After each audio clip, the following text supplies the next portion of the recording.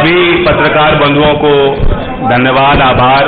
आने में हमें देरी हुई और वो इसलिए क्योंकि अप्रत्याशित उत्साह लोगों में, युवाओं में, पूरे रास्ते में लोग साथ चल रहे थे। किसान किसी जाति धर्म का हो, वो किसान था। और आज मैं पुनः उस बात को दोहराता हूं कि चौधरी चरण सिंह जी को भारत रत्न मिलना चाहिए। वो न केवल उनका सम्मान होगा बल्कि पूरे के पूरे किसानों का सम्मान होगा। हम और जयंत चौधरी जी मिलकर के जो इस देश की हमारी पहचान रही है, गंगा जमुनी तहजीब, सदियों से हम लोग मिलकर के रहे हैं। जो नकारात्मक राजनीति करते हैं उसका सफाया करना है, जो निगेटिविटी की बात करते हैं, निगेटिव पॉलिटिक्स कर रहे हैं, उनको हम दोनों मिलकर के पॉजिटिव पॉलिटिक्स और सकारात्मक दिशा में ले जाने का काम करेंगे। भारतीय जनता पार्टी को जहां अपने वादे याद रखने चाहिए, ये भारतीय जनता पार्टी के वो लोग हैं जिन्होंने कहा कि किसानों की हम आय दोगुनी करेंगे। अगर आज की महंगाई में हम देखें तो जहां कमाई आधी हुई है, महंगाई दोगुनी हुई है, तो सोचिए कि किसानों के परिवार में खुशहाली कैसे आएगी। गन्ने का भुगतान हो, महंगाई कम हो, समय पर खाद मिले, डीएपी मिले, कीटनाशक दवाइयां समय पर मिले, कम कीमत की हो। डीजल पेट्रोल की जिस तरीके से कीमत बढ़ी है और जिस तरीके से भारतीय जनता पार्टी के गलत फैसलों से गरीबी बढ़ी है, अगर हम उन्हीं का दावा माने, उन्हीं के आंकड़े माने, तो वो कहते हैं कि 80 करोड़ लोगों को हम राशन दे रहे हैं। हमारे किसानों को, हमारे गरीबों को ये मजबूर बना रहे हैं। जहां इन्हें खुशहाली के रास्ते पे ले जाना था, वहीं आज गरीबी के रास्ते पे ले जा रहे हैं। नौजवान के हाथ में नौकरी रोजगार नहीं है, न कारखाने लगे, न उद्योग लगे। और जिस समय सरकार की सबसे ज्यादा मदद की जरूरत थी, याद कीजिए वो लॉकडाउन का समय, जिस समय सरकार आगे आती, मदद करती मजदूर भाइयों की, इस सरकार ने मजदूर भाइयों को अनाज छोड़ दिया। वो यहीं से पैदल पैदल अपने घर पहुंचे, बड़ी संख्या में लोगों की जान भी गई। और फिर जब कोरोना का समय आया, मेरठ के पत्रकार और मेरठ की जनता से बेहतर कौन जानता होगा, न सरकार दवाई दे पाई, न बिस्तर दे पाई। ऑक्सीजन के लिए जो मारामारी हुई, गरीब को लगा कि रेमडेसिविर जैसा इंजेक्शन उसके परिवार की जान बचा सकता है, दवाइयों की कालाबाजारी हुई। और जिस सरकार को मदद करनी चाहिए थी, वो सरकार दिखाई नहीं दी, सरकार कहीं थी नहीं। इसलिए समाजवादी पार्टी ने तय किया है, आने वाले समय में गन्ना किसानों का क्षेत्र है। जब जब समाजवादी सरकार आई है, किसानों की भलाई के लिए काम हुआ, किसानों के हित में काम हुआ है। समाजवादी पार्टी और आरएलडी ने तय किया है कि किसानों का 15 दिन में भुगतान होगा गन्ने का।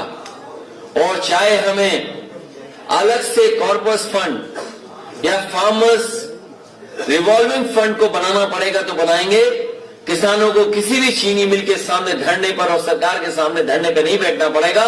किसानों को गन्ने का भुगतान सरकार से कराने का काम और चीनी मिलों से कराने का काम करेंगे। वहीं 300 यूनिट फ्री, सिंचाई पहले की तरह फ्री। और जो हमारे सरकारी कर्मचारी हैं जिनकी पुरानी मांग रही है कि वो पुरानी पेंशन बहाल हो, हम अपने तमाम कर्मचारी साथियों को कहना चाहते हैं, समाजवादी सरकार बनेगी तो पुनः पुरानी पेंशन को बहाल करने का काम सरकार में होगा। ये समाजवादी और आरएलडी दोनों के लोग आपको भरोसा दिलाते हैं। इसलिए हम दोनों साथ आए, गठबंधन के हमारे साथ प्रत्याशी हैं। मैं एक बार सभी प्रत्याशियों के लिए आपके माध्यम से मेरठ की जनता से अपील करता हूं कि इन सभी को ऐतिहासिक जीत दिलाइए। ऐतिहासिक जीत दिला करके उत्तर प्रदेश को पुनः विकास के रास्ते पर ले जाने का काम करें, पुनः खुशहाली के रास्ते पर ले जाने का काम करें। इस सरकार ने हर वर्ग के साथ धोखा किया है। इसलिए सबसे पहले सरकार में रहे पूर्व मंत्री शायद मंजूर जी की मदद करें, रफीक अंसारी हैं, अतुल प्रधान हैं, योगेश वर्मा हैं, गुलाम मोहम्मद साहब हैं, मनीषा अहलावत जी हैं, आदिल चौधरी जी हैं। मुझे पूरी उम्मीद है कि आपके माध्यम से मैं मेरठ की जनता से अपील करता हूं कि एक एक प्रत्याशी को ऐतिहासिक वोट देकर के ऐतिहासिक जीत दिलाने का काम करें। साथ ही साथ समाजवादी पार्टी के राजपाल सिंह जिलाध्यक्ष जी का धन्यवाद, मतलू गौड़ जी जो राष्ट्रीय लोकदल के अध्यक्ष हैं, मैं उनका भी धन्यवाद देता हूं। जो इस कार्यक्रम में लगातार कार्यक्रम को सफल बनाने का काम किया, उनका धन्यवाद। और सबसे विशेष आभार मैं प्रेस के लोगों का देना चाहता हूं कि इतनी विलंब से मैं आपके बीच में पहुंचा हूं, उसके बावजूद भी आप बड़ी संख्या में हैं। आपका बहुत बहुत धन्यवाद। और असली हकदार कोई अगर आज है आभार का, तो आप लोग हैं।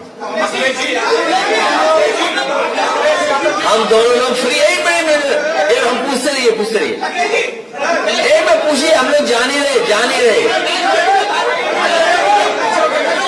अच्छा, हम लोग नहीं जा रहे हैं। अगर आप एक एक सवाल पूछोगे तो हम दोनों लोग मिलकर के जवाब देंगे आपको।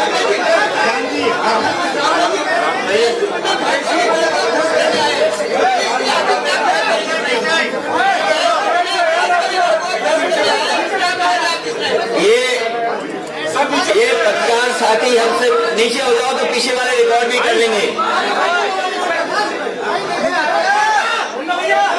ये हमारे साथी ने पूछा है कि हम लोग कैसे ध्वस्त करेंगे। जिस दिन समाजवादी पार्टी और आरएलडी का कार्यक्रम मेरठ में हुआ था, उसी दिन भारतीय जनता पार्टी के होश उड़ गए थे। जिस दिन दोनों का ऐतिहासिक कार्यक्रम मेरठ में हुआ था, उसी दिन भारतीय जनता पार्टी के होश उड़ गए थे। और इस बार तो किसान चुनाव लड़ रहा है, यहाँ का नौजवान चुनाव लड़ रहा है।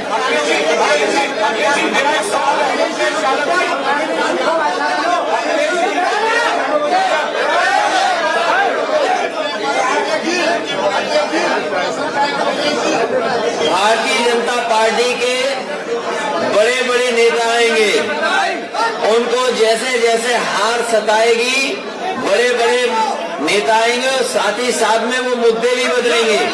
इसलिए हमारी समाजवादी पार्टी और राष्ट्रीय लोकदल का वही बुनियादी मुद्दे हैं कि किसान के हित में फैसले हों, नौजवान को रोजगार मिले, उद्योग कारखाने लगे, महंगाई कम हो, बिजली सस्ती हो।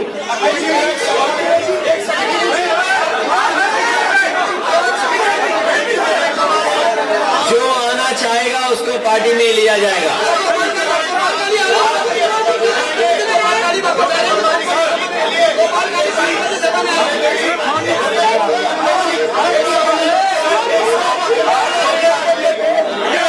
अरे बड़ा महत्वपूर्ण सवाल पूछ रहे हैं।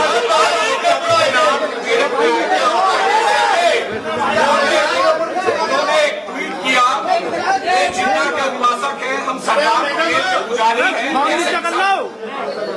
पाकिस्तान से आ रहा है, हम माँ भारती पर जान न्यौछावर करते। इसमें एक और भी है कि हमेशा पार्टी कहते हैं। दोनों सवाल का जवाब चाहिए। ये जो लोग, ये भारतीय जनता पार्टी के लोग गन्ना गन्ना कब कहेंगे? भारतीय जनता पार्टी के लोग जाति जनगणना कब करेंगे? भारतीय जनता पार्टी के लोग किसानों की आय दोगुनी का जो वादा किया था वो पूरा कब करेंगे?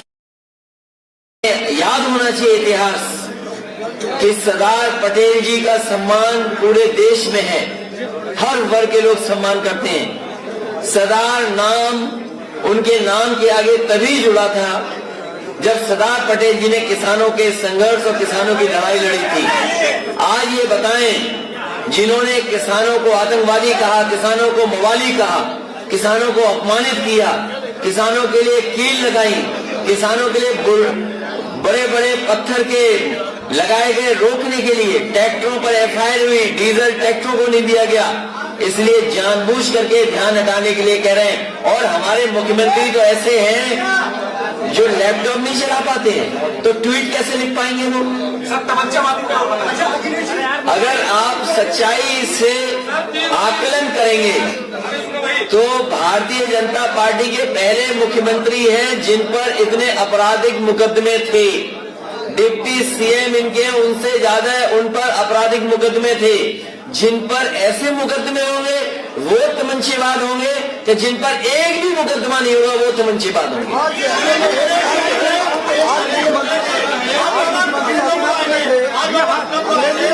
आज सालाना जो बिहार से जीतता है जिस भी पार्टी का उसकी सरकार बनती है। और मेरे साथी, ये आपको पता होगा कि भगवान कृष्ण न जाने कितनी बार हस्तिनापुर आए,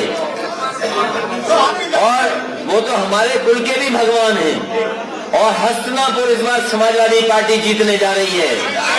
और हस्तिनापुर के लिए अगर हमें विशेष पैकेज भी देना पड़े, जहां हम मेरठ में सबसे शानदार ऐतिहासिक किसानों के लिए जो शहीद हुए हैं, किसान स्मारक बनाने का फैसला हम दोनों ने लिया है। मेरठ में सबसे अच्छा शहीद स्मारक किसानों का बनाने का काम हम लोग दोनों मिलकर के करेंगे।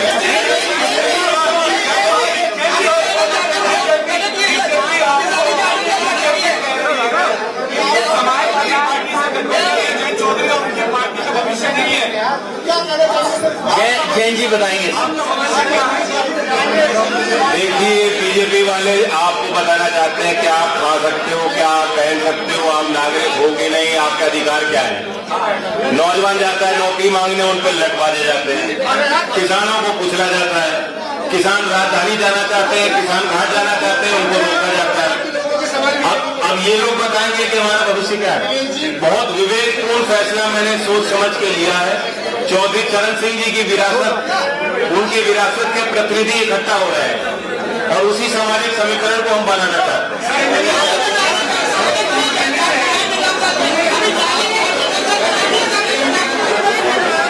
मुझे एक समाज से कोई मतलब नहीं है।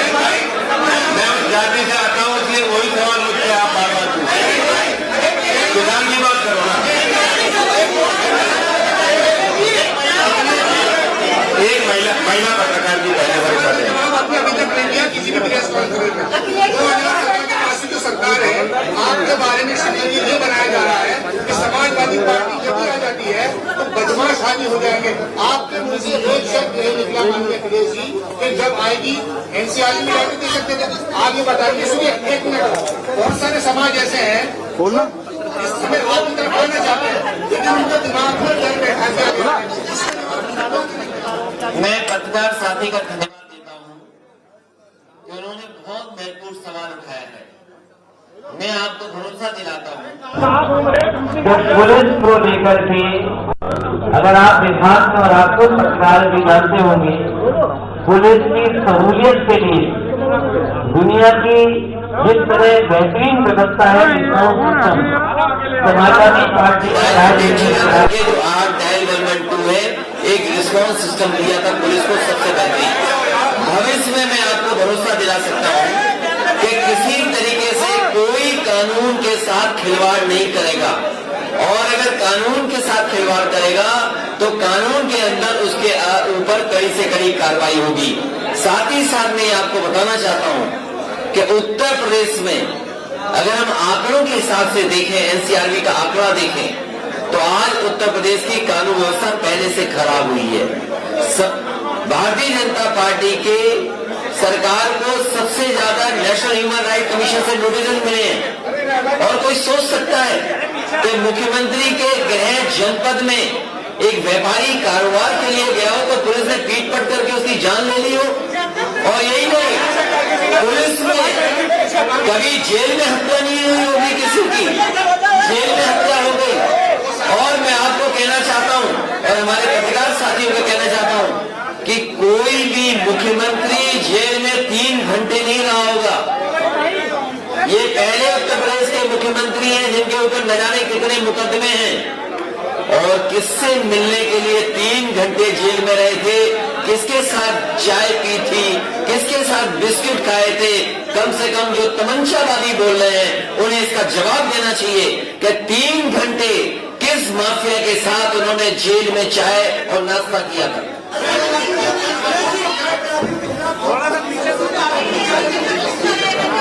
उसके लिए कोर्ट है और कोर्ट न्यायालय उस पर फैसला करेगा।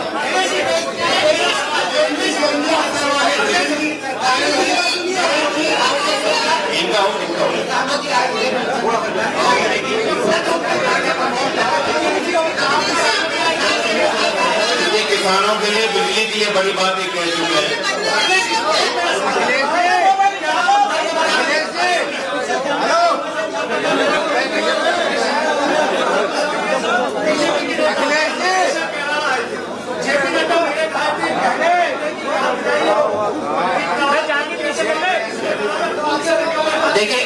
देखिए उत्तर प्रदेश में चुनाव है, उत्तराखंड में चुनाव है।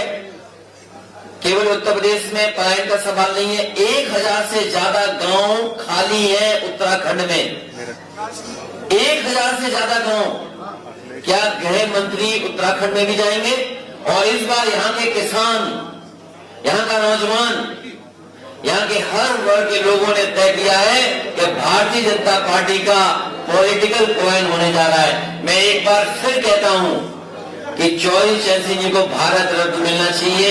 भारत रत्न की पुरानी मांग को मैं दोबारा दोहराता हूं।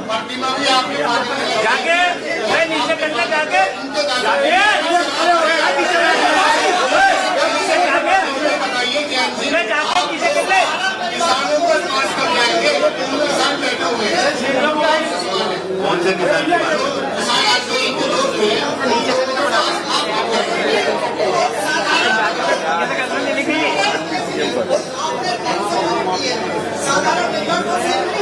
नहीं तो आप क्यों कम करवाना चाहते 100 यूनिट? हमारे पत्रकार साथी खुश हैं कि 300 यूनिटें भी मिल जाएगी।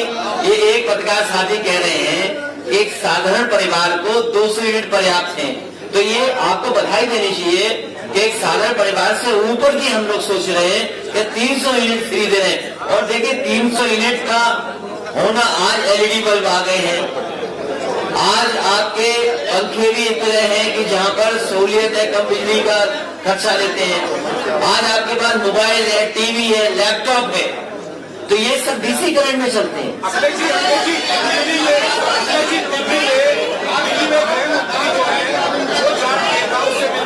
ये इसलिए मिल रहे हैं, इसलिए मिल रहे हैं मेरे पत्रकार साथी, वो इसलिए मिल रहे हैं क्योंकि जयंत चौधरी जी ने उनके दरवाजे बंद कर दिए।